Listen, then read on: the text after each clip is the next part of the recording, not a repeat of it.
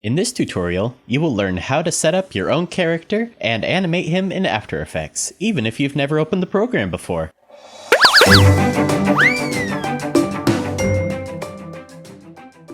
When we first open up After Effects, we need to set up a new composition. So we can go either under Composition, New Composition, press Ctrl N, or we can press this Composition button down here. And this is where you'll set up your video size. So a size I like to recommend is 1920 by 1080. And then for frame rate, I like to do 24 frames per second because that's what most movies are done on. And for duration, we can do just a short one of about 30 seconds. And composition name, since this is where all of our animation's going to happen, I usually like to call this main comp. And when we press OK, we have our composition, as you'll see down here. So in After Effects, you can't really draw in it, so we have to import our own footage.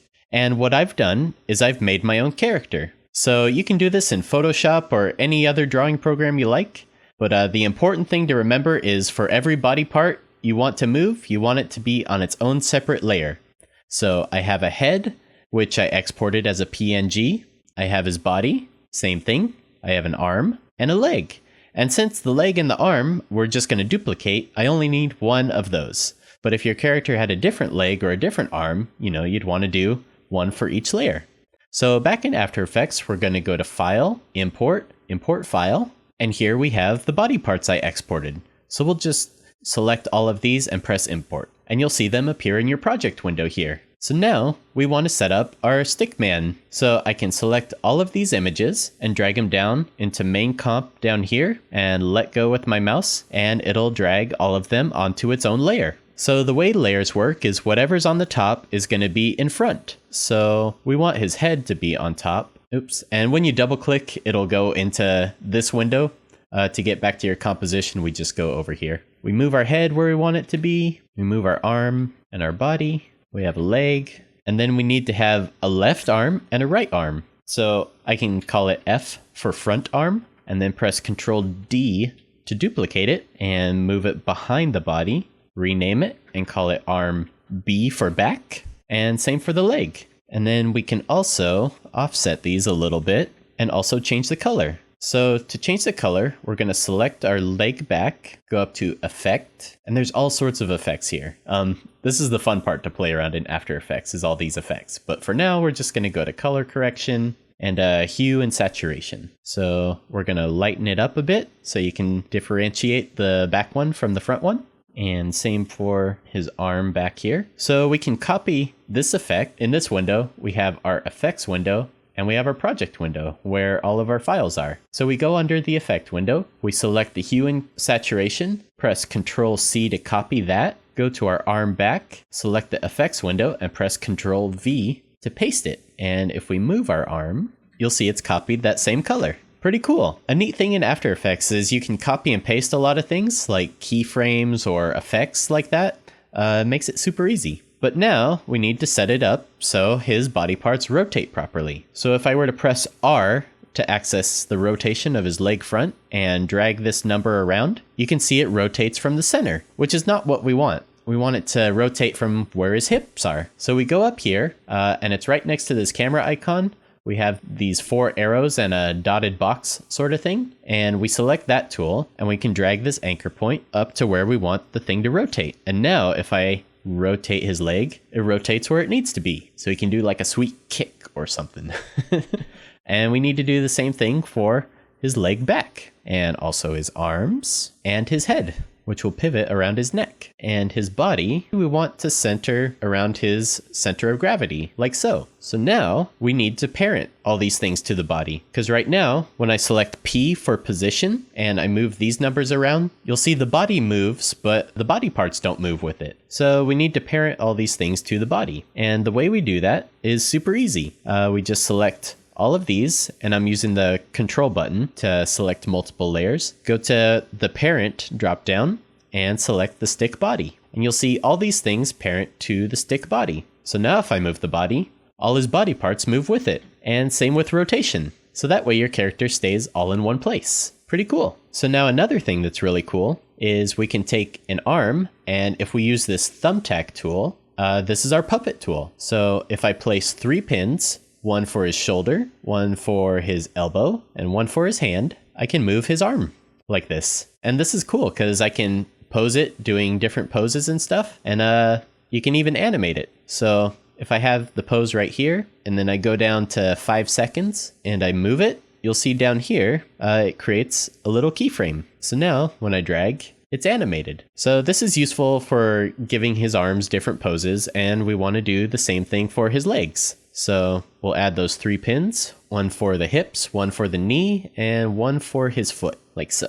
And we want to do the same thing to all of his joints. So now I have all of his body parts puppeted. So now we can start animating him. So what we want to do is we want to select all of our layers, press P for position, and while all these layers are still selected, click this stopwatch. So this stopwatch is very important in After Effects. This says, hey, I'm animating this, and I'm going to listen to every time you change it throughout the timeline. It's very important that once you click this stopwatch that you leave it on. If you unclick the stopwatch at any time, like so, it'll delete all of your keyframes. So anything you're animating, click the stopwatch and just leave it like that. So we want to do that for the position, rotation, which we press R for, and click the stopwatch there. And then we can select this arrow to hide that again. If you want to see any objects that are being animated, you can press the hotkey of U. And this is super helpful, especially for puppet tools, which have multiple pins in them, so you can see all those keyframes. So to animate a walk cycle, there's these very important poses you need to memorize. Don't worry at first, there's always image references if you look up like walk cycles. This is from Richard Williams' book called The Animator Survival Kit, and I really recommend getting it if you plan on animating. It's really useful, and it goes over walk cycles and stuff like that, and also the principles of animation, which are super important. So anyways, the way animators usually start is with the contact position, which is where this foot touches the ground. And then we have the down position where the person puts their weight on the foot, where the hips and the body all drops down. And then this foot, since it doesn't have any weight on it anymore, lifts up from the ground. And we also have the arms swinging out more on this pose. So the down position is a very important one to memorize. So just like it sounds, we're weighted down on this front foot. And an important thing to realize about walk cycles is the arms will do the opposite of what the leg's doing. So here in the contact, we have his right foot leading forward and his right arm going backwards. Same with his left one. So passing position is where he starts to cross with his leg. So the leg crosses here and also the arms are down. So the leg crossing is why it's called the passing position. And then up is the highest point of the hip and the body and the head. So this is where the leg is just about to land for the contact position. So really, it's only these 4 poses that you need to memorize. So let's get started with our stick figure animating with these poses. So let's start with his contact position. Under all these layers, I'll just select all of them, press U, and then we're going to select his leg front, go to rotation, and we'll have this one lead for the first one. So since his front leg is leading, we need his front arm to go back, like so. And we can also adjust these windows so we can see a bit more of the layers. Click this drop down and you can go to fit up to 100% so you can see a little bit better. Then go to his leg back. That needs to go back like so. And since his foot is bent a little bit, I need to make sure to do that with the puppet tool. So we'll just bend his leg like that. And then his back arm, we need to have it out in front, just like that. And then to go to the next frame, we can use the hotkey of page down, and that'll advance us 1 frame. And then we can select all of these layers like that. And then we need to set keyframes on all these positions. So just select all of these diamonds and it'll add a keyframe. And we can zoom in with this thing right here. We can zoom in and get a better look at our keyframes. So our next position is the down position. So we need his body to come down and we need him to put the weight on the front leg, like so. And his leg will also be going back a little bit. So let's do that. Take his body, move it down a bit, and you'll see his legs move with it. So we need to make sure to keep those legs on the same ground plane. So let's set up a floor for him to walk on. So if I have no layer selected and I go up to my rectangle tool right here, I have the option to create a shape. So I just click and drag and it'll create a shape for me as long as this star icon is on and no layer is selected. If I do have a layer selected, what the rectangle or any of these shapes will do is create a mask. So it'll only show what's being shown there, which is not what we want it to do. But that's still a useful feature to know about. So let's change the ground color to like a green, like grass. Okay, and then we'll lock that by selecting the padlock here. So now we're working on our down position. So let's start with the arms. The arms are going out the most on the down position. So let's just rotate his arms out so they're out more like that.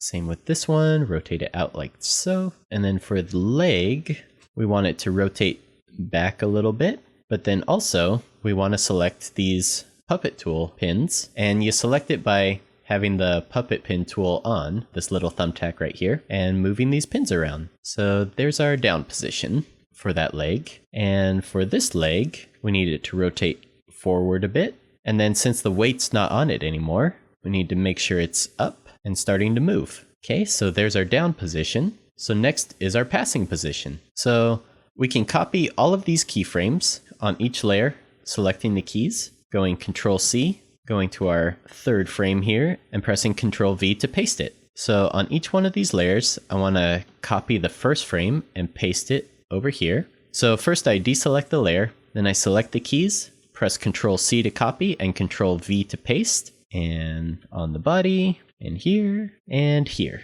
So if you don't deselect the layer, it's going to do some weird things. So make sure you deselect the layer before copying and pasting keyframes.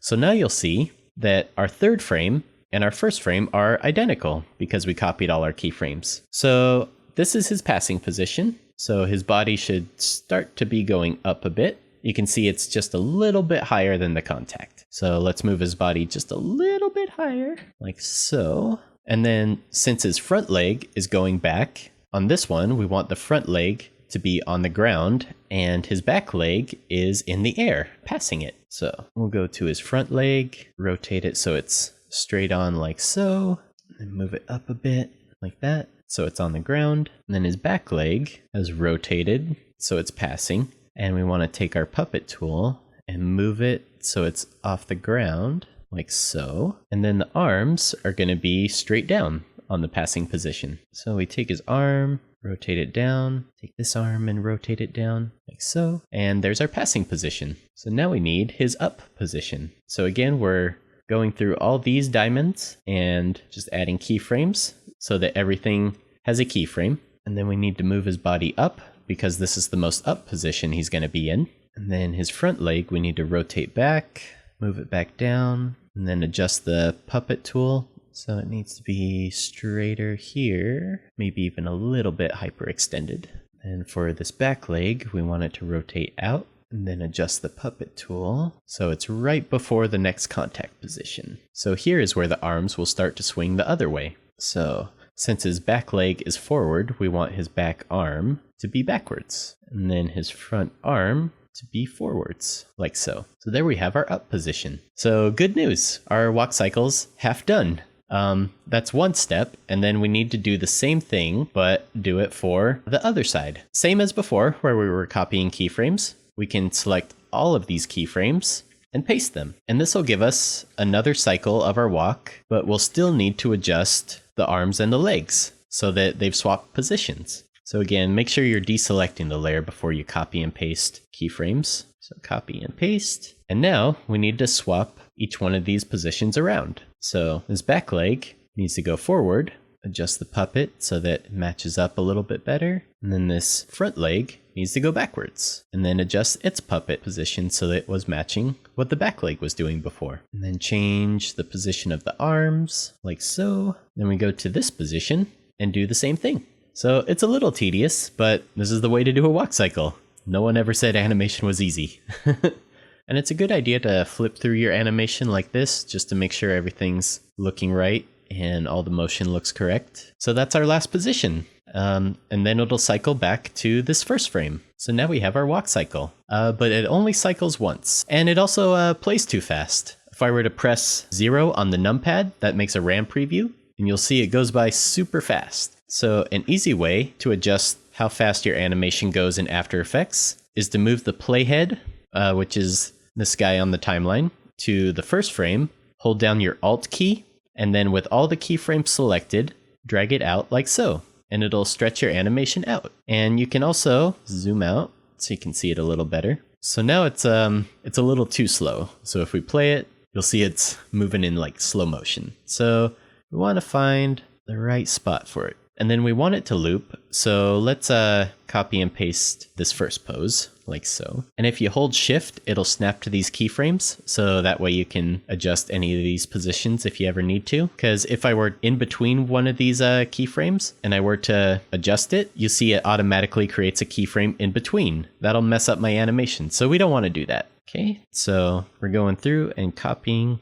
first pose. Copy and paste, and copy and paste. So now we want to pre-compose this animation that we have finished here. So we're going to select all of our stick figure layers and press Ctrl-Shift-C and Precompose will come up. Or you can also go to Layer and Precompose, and we'll call this Walk Animation. So we want to move all attributes, adjust to the time span, and also open the new composition because we're going to make some changes to it. So press OK, and you'll see in our project window, we have our main comp and we have our walk animation. So the walk animation, if we select these layers and press U, you can see we have all of our keyframes in here. And on our main comp, if we click here, we just have the walk animation pre-comp in here. So if I were to delete this and drag our walk animation here, it's like dragging the walk animation symbol in here. So this is its own composition. There's no keyframes on here. This is a brand new composition. So you can do things like scale it, adjust the position, which we'll be doing later. But for now, we're going into our walk animation and we want this to loop. Right now it only plays once. So we go to our end position and press N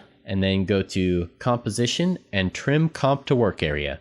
And what that does is it makes our composition as long as our keyframes are so that it loops properly. So now under our main comp, we have one loop of our animation, but we want it to loop more than once. So what do? So we need to duplicate it by pressing Ctrl D for as many times as we want to duplicate it. And I usually do a lot because you can always delete it if there's too many. Once that's duplicated a lot, we want to select all of these layers and go to Keyframe Assistant and Sequence Layers. And make sure Overlap is not checked. Press OK. And we now have a looping walk cycle. So we want to get them from one side of the layer to the other side. So how do we do that? Well, one way to do it is to give him a parent. So if we go to Layer, New, Null Object. So a null object is like an object that doesn't exist. There's no artwork or anything, but you can still modify attributes like position and rotate and all sorts of stuff.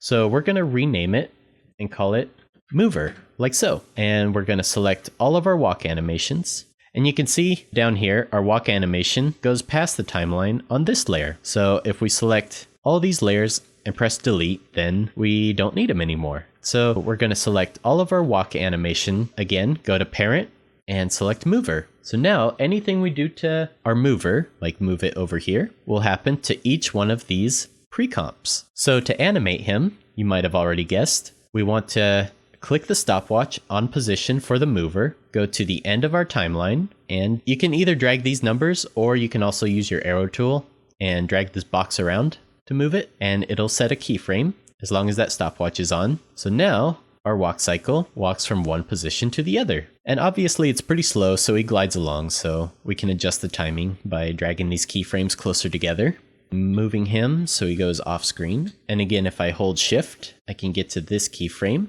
and adjust that position too. So now if I press 0 on the numpad, I can get a RAM preview. So now we have our walking stick figure. So a cool thing about After Effects is anything I do to these images, like his head or his body, will get updated in After Effects. So let's go to my drawing program. We'll go to my head layer that I had earlier. And if I draw a smiley face here and go to File and overwrite my stick figure head and save it, ask me if I want to replace it, say yes. And if I go back into After Effects, my art has been updated.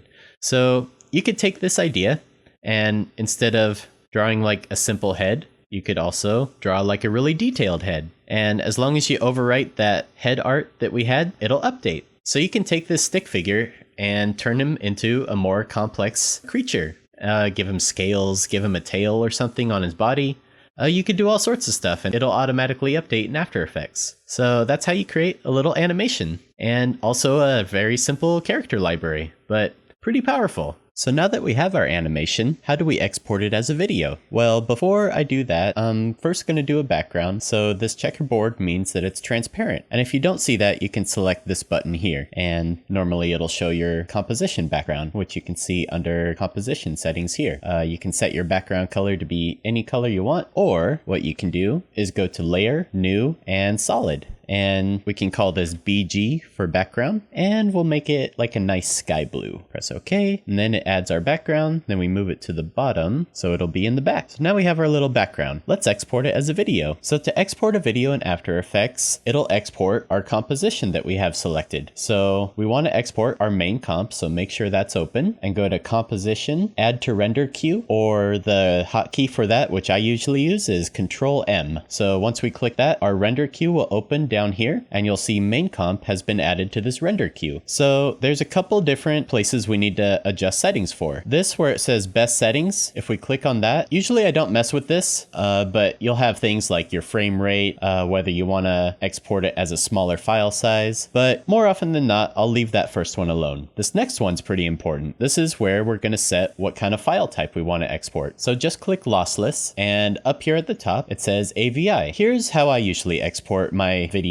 in After Effects. I'll select a QuickTime file, and under video output, I'll select format options. And for the video codec, I'll choose H.264, which is a nice compression and makes a pretty good file size. It won't be too big, and you don't lose a lot of quality for it. For the quality, I'll set the settings to 100, and these settings, you can leave these unchecked, would be just fine. So press OK. And under After Effects CC, the audio output will be set to auto, but on other versions of After Effects, by default, the audio will be set to off. So if your video has sound, you want to make sure that it's set to audio output on. But this new feature where it detects audio automatically is pretty nice. And I'll usually set it to 48 kilohertz or 44.1, and stereo if it has stereo. Format options, I don't really know a lot about audio codecs. I just choose this one, the AAC. So press OK. And that's all our settings for determining what kind of file type we export. If we go back to that, we can see that there's all sorts of different file types that After Effects can export as. You can even do a WAV file for your sound, or like a PNG sequence. So output 2, this is where it's going to save your file as. So just click that name right there, and we're going to save our file as stick figure walk,